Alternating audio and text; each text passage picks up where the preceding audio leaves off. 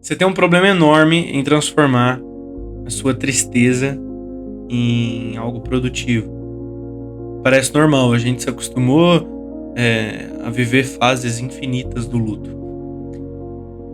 E, tem as famosas frases do luto aí que qualquer psicanalista barato, psicólogo formado num curso de 6 meses consegue te falar e analisar e falar, não, é a barganha, não sei o que.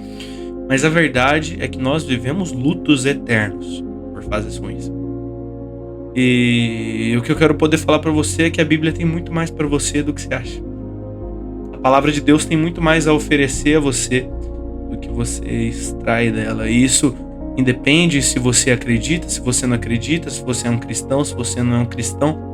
Eu só quero contar pra você uma pequena história de um texto. Quero que você talvez retire algo disso. A verdade é que nossos piores dias a gente tá acostumado a jogar tudo pro alto, a fazer igual nos filmes, pegar um pote de sorvete, comer sozinho, pedir a comida mais gordurosa, acabar com a nossa vida numa fase triste. Mas a Bíblia nos mostra as coisas mais produtivas que já foram feitas, as coisas mais belas, as melhores poesias, tudo isso foi feito em época de dor e sofrimento. Porque por algum motivo, quando o ser humano se vê assim nesse fundo do poço, a criatividade aumenta e a parada fica insana. Eu não sei se você já leu o Salmo 108. Esses dias eu tava lendo sobre ele e fui pesquisar um pouco a fundo, porque o texto, a primeiro modo, parece um pouco complexo. Parece que tem coisas ali por trás que a gente não percebe. E eu fui pesquisar. Eu percebi que realmente, parecia que eu já tinha lido antes. É porque ele é uma união de outros 2 salmos. O Salmo 108 é uma união do Salmo 57 com o Salmo 60. Só que esses 2 salmos foram escritos em época de lamento. O Salmo 57 e o Salmo 60 foram em épocas ruins para Davi, ruins para o reino de Israel. 57 ele estava fugindo de Saul, né? E no 60 era quando Davi estava na Síria. Isso aí. 60, Davi estava na Síria e o povo de Israel foi atacado pelos edonitas. Cara, foram salmos escritos em tempo de dor, em tempo de traição. Salmo 60, Davi acusa Deus, fala que Deus derramou o seu cálice sobre Israel, acusa Deus de traição. É um clima horrível. Mas ainda assim, ao fim desses salmos, tem um louvor e tem um agradecimento, tem uma gratidão por tudo que aconteceu e uma confiança de um futuro melhor. O Salmo 108 é isso. São as melhores partes, as partes mais gratas, as partes mais louváveis, as partes mais felizes desses 2 salmos, deixando pra lá essa lamentação que quem escreveu sabia que era passageiro. Esses 2 salmos aqui foram juntados para formar o 108 por Davi. A nossa principal linha teológica diz que foi Davi mesmo que juntou. Tem pessoas que acreditam que funcionava aí como um hino, como se fosse um hino nacional que a gente tem hoje, na época do exílio babilônico, porque é um salmo poderoso, é um salmo de vitória, é um salmo de conquista.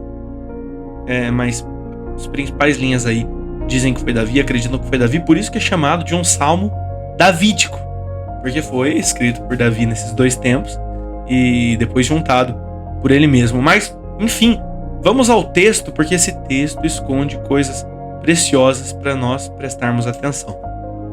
Vou ler para vocês aqui todos os versículos. E, se você quiser anotar, se você quiser aí fazer o seu mapinha mental, eu te aconselho a tomar notas. A palavra tem o poder de mudar a nossa vida de uma forma. Se a gente acreditar um pouquinho mais, a gente evolui muito. Vamos lá.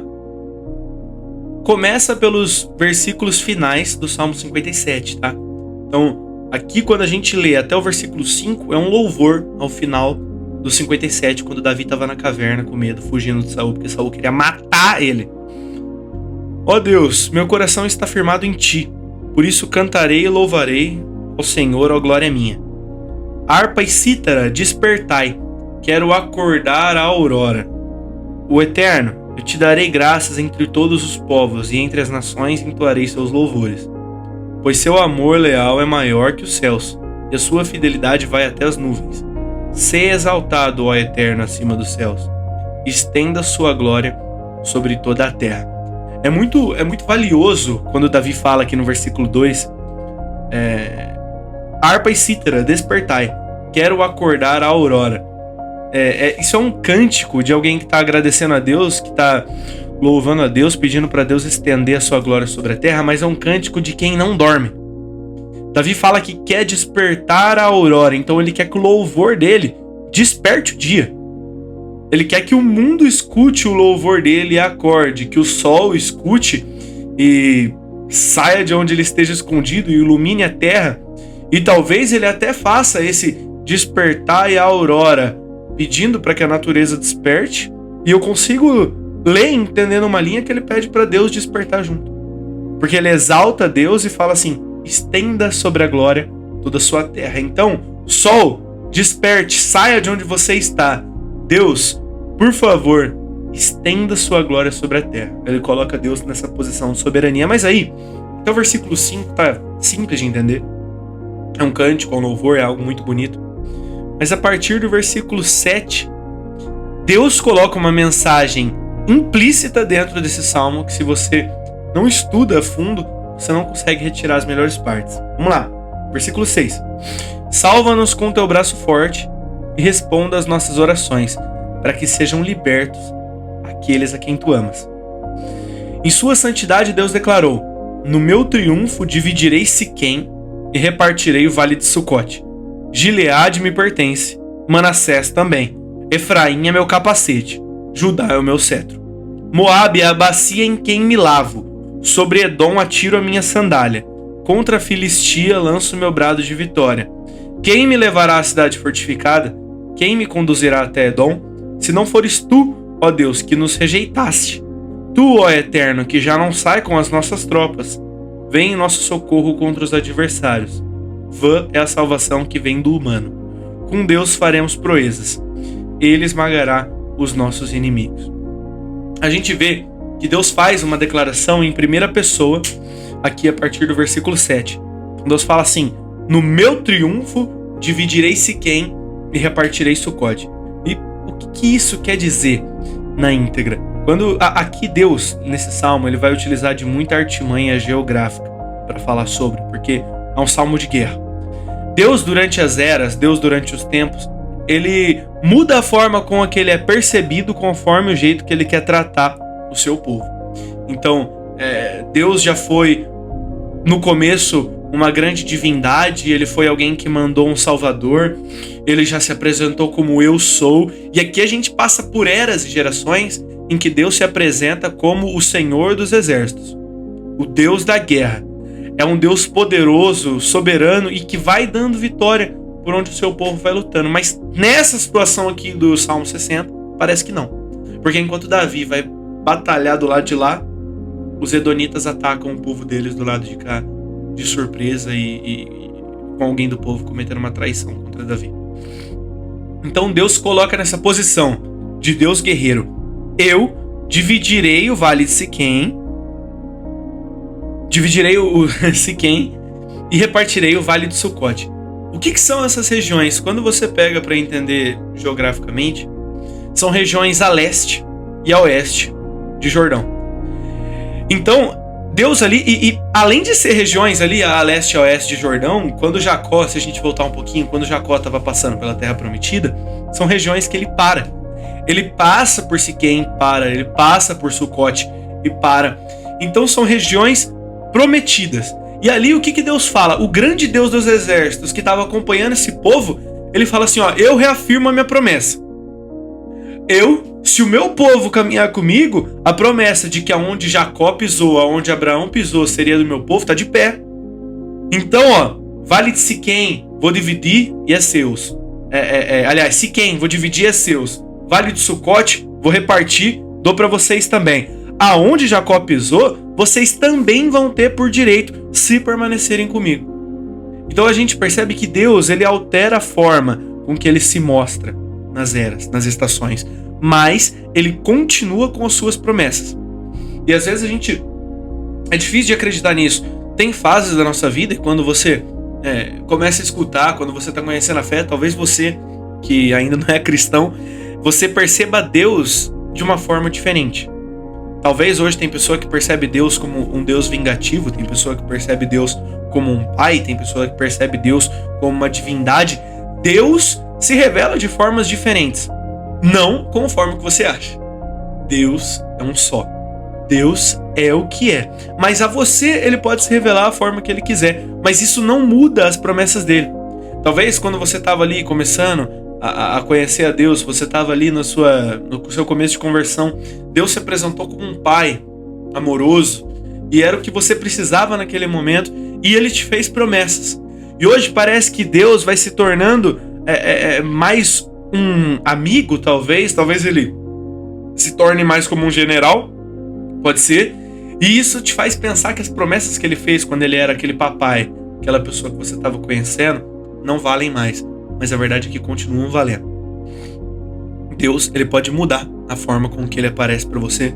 Ele pode mudar a forma que ele se revela. Mas aquilo que ele prometeu continua valendo. Então ele prova isso, ó. Siquém, Vale de Sucote. Cara, se Abraão pisou, é seus, é de vocês. Não interessa como eu me apresentei a eles, não interessa a nomenclatura, continua sendo seus. E ele continua. Gileade me pertence, e Manassés também. Efraim é meu capacete e Judá é o meu cetro. Aqui ele cita somente 4 tribos das tribos de Israel. E aí o que eu mais fiquei encafifado é tentar entender por que Deus faz essa citação só de 4 tribos e não de todas.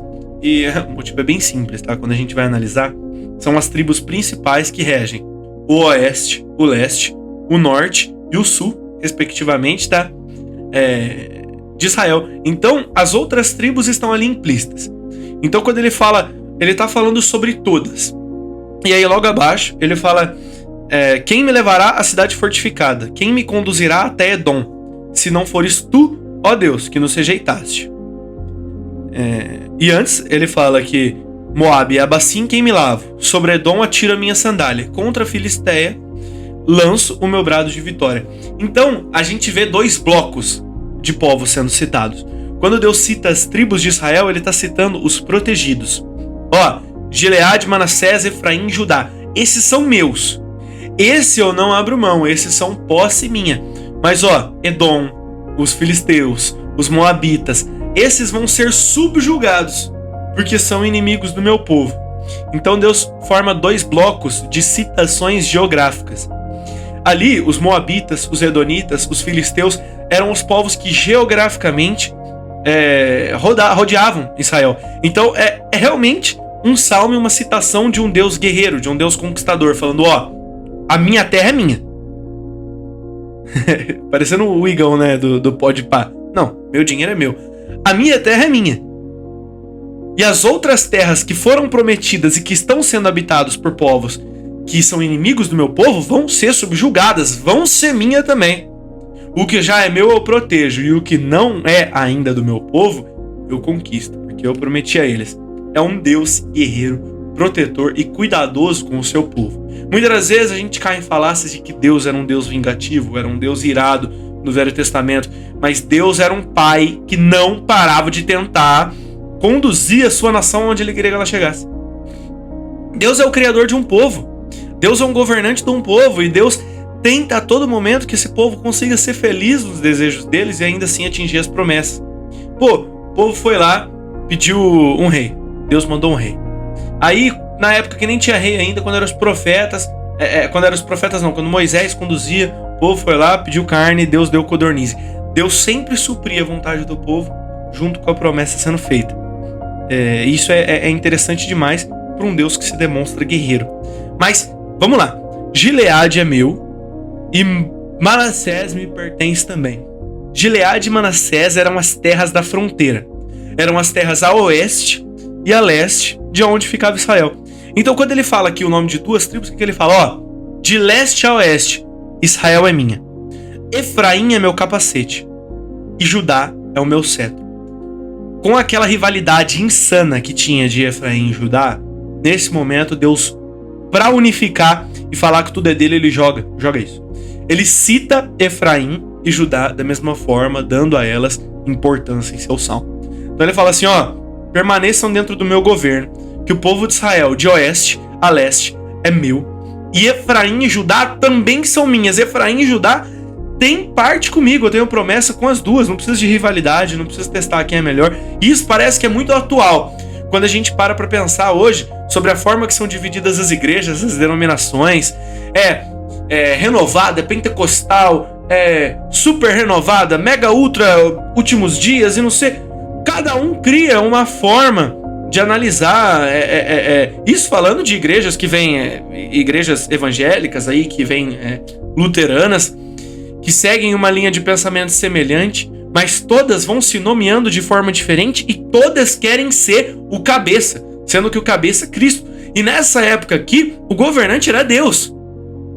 Então, são nações que criam rivalidades, são povos que criam rivalidades. Efraim falava que eles eram melhores, que eles precisavam governar, que era o povo do norte. Judá achava que eles eram a linhagem real, e realmente era. Mas eles se achavam mais do que deveriam, e era o povo do sul. Então era uma briga do norte a sul insana durante toda a vida. E então Deus fala, oeste é meu, leste é meu, norte é meu, sul é meu, mas cada um com o que eu destinei. Efraim é o meu capacete. Efraim era um povo numeroso, um dos maiores, e ficava no norte de Israel. Então ele protegia ali o que vinha das fronteiras para o centro de Israel. E era muito numeroso. Efraim era uma força militar gigante, a maior força militar ali da época que Israel tinha. Então ele fala assim, Efraim não é cabeça. Efraim, você pode querer ser cabeça, mas Efraim, você é o capacete.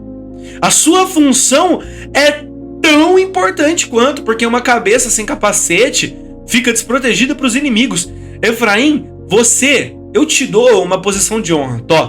Você é meu capacete. Você protege o meu povo, que nesse instante é a cabeça, porque Deus que geria. Ainda não tinha vindo Cristo, que era o cabeça da igreja, que a gente está falando sobre a velha aliança. Então Deus dá uma posição importantíssima a Efraim. E a Judá, ele fala, Judá é o meu cetro. Não precisa de explicação. Cetro do rei, né? Cetro é um símbolo enorme de poder. Cetro é um símbolo enorme de que o poder nunca se apartaria de Judá, que a linhagem real era de Judá, que o Messias viria de Judá. E mesmo assim, não colocava elas numa posição além das outras tribos. Deus não prometeu proteger somente a Judá, Deus queria que todas chegassem onde chegassem. Quando Deus promete a Davi que o trono nunca se apartaria da casa dele, é uma promessa que ele faz a Davi e ao povo de Judá, conforme as outras promessas que ele fez aos outros povos. Todos tinham participação no coração de Deus. Mas, às vezes, nós queremos uma exclusividade inexistente na igreja. Nós queremos que nós sejamos os protagonistas, sejamos os únicos. E o Salmo 108 mostra pra gente um Deus contrário a isso. Posso ser um Deus guerreiro, posso ser um Deus conquistador, mas eu continuo sendo um pai amoroso e todos cabem nas minhas promessas. Moabe é bacia em quem me lavo. Bacia em quem me lavo. Quando eu fui procurar para ver o que significava a bacia de lavar, era uma coisa desprezível você falar assim, o que você jogava na bacia para lavar, quando você se lavava, saíam as impurezas. Então ele fala assim, Moabe, ela não vai ser subjugada somente. Moabe vai ser humilhada. Moabe, eu desprezo o que os moabitas fazem. É a minha bacia de lavar. Então eu não quero conquistar, subjugar Moabe. Moabe vai ser humilhada, vai ser desprezada. Por fazerem o que fazem contra o meu povo, esse será o destino deles. Sobre Edom atiro minha sandália. Os edonitas eram os descendentes de Esaú, né? Então inimigos do povo desde sempre, desde a época de Jacó. Só que eles não fazem mais parte da possessão de Deus. Por eles não serem da linhagem de Jacó e sim da linhagem inimiga que vinha de Esaú, Deus simplesmente fala assim, vou jogar minha sandália sobre vocês. E o que é jogar a sandália? Isso eu já imaginava, mas quando eu fui pesquisar, realmente Deus ele utiliza a simbologia que o povo da época vai entender. Naquela época, quando você atirava a sandália, era para você falar assim, esse lugar é meu. É um símbolo de posse sobre o lugar. Então, o Edom não tá sobre a minha posse, não tá sobre a minha proteção, como as minhas tribos. Mas ainda assim eu vou possuir, porque foram inimigos do meu povo e saíram do mesmo ventre do pai Isaac. Então eu jogo minha sandália sobre eles, porque eu vou conquistar. Eu não vou humilhar, como eu falei aqui, que nem desprezar, como eu falei que ia fazer com Moabe, mas eles eu vou conquistar, porque saíram da mesma linhagem. Os edonitas, nós vamos conquistar. É um Deus da guerra dando direções ao seu povo do que fariam. E aqui, o que eu acho interessante, esse salmo foi escrito enquanto Davi estava na Síria. Mas Deus não fala que subjugaria a Síria, que conquistaria a Síria. E quando eu for estudar um pouco sobre isso, nós vemos que os filisteus, os moabitas, os edonitas eram habitantes da terra prometida. Os sírios não. Então Deus não promete a Síria ao povo. Davi poderia ir com o seu poder militar, com a sua estratégia, conquistar a Síria, porque aquele território da Síria era uma área de escape ali que Edom utilizava demais. Então se Davi conquistasse Síria, ia ser uma ótima estratégia militar, mas não ia ser um cumprimento de promessa. Deus dá liberdade para o seu povo cumprir as estratégias, mas ainda assim tem que seguir a promessa. Então por isso que Deus não fala assim, eu tô prometendo que vocês vão conquistar a Síria. Não, Síria é opcional. Síria é uma estratégia do rei. Síria é um conforto a mais. Algo que é difícil da gente entender hoje em dia. Quando a gente vive bitolado na teologia da prosperidade, a gente não entende que certas coisas são opcionais. E Deus fala assim, eu posso te dar o pão de cada dia, mas tem coisa que é opcional. Se você quiser conquistar um pouco mais, é opcional. O que eu prometo pra você é aquilo que eu já te prometi, são as promessas que eu te fiz, é o teu chamado que eu te dei. Isso, se você seguir comigo, vai se cumprir.